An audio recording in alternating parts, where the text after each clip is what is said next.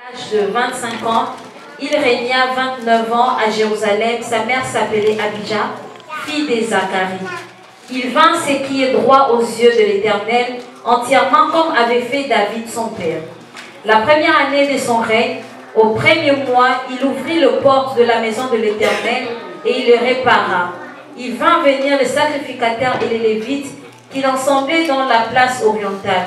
Et il leur dit, écoutez-moi, Lévites, maintenant sanctifiez-vous, sanctifiez la maison de l'Éternel, le Dieu de vos pères, et mettez ce qui est pur hors du sanctuaire.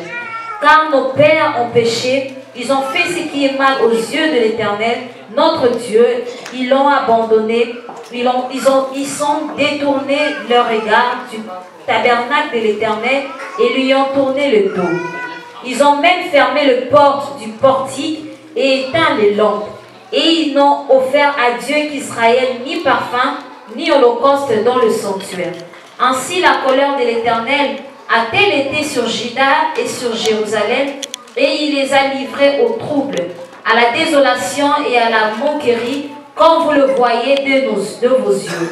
Et voici, à cause de cela, vos pères sont tombés par l'épée, et nos fils, nos filles et nos femmes sont en captivité. J'ai donc l'intention de faire alliance avec l'Éternel, le Dieu d'Israël, pour que son ardente colère se détourne de nous. Maintenant, mes fils, cessez d'être négligents, car vous avez été choisis par l'Éternel pour vous tenir à son service devant lui, pour être ses serviteurs et pour lui offrir de parfums.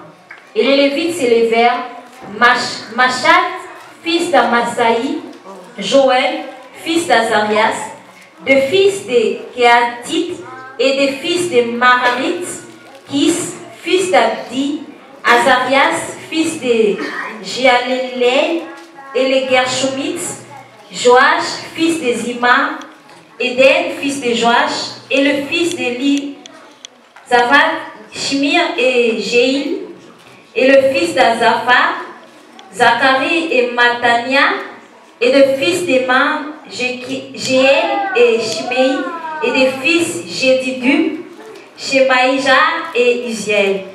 Ils réunirent leurs frères, et après s'être sanctifiés, ils vinrent pour purifier la maison de l'Éternel, selon l'ordre du roi, et d'après les paroles de l'Éternel.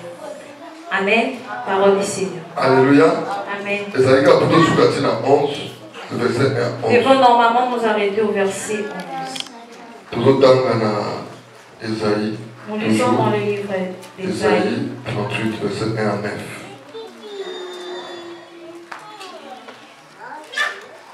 Ésaïe chapitre 38, du verset 1 au verset 9, je lis au nom de Jésus. En ces temps-là, Ézéchias fut malade à la mort.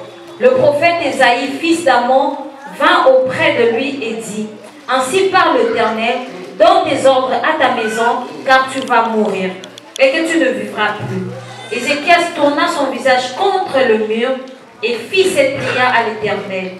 Ô Éternel, souviens-toi que je marchais devant ta face avec fidélité et intégrité.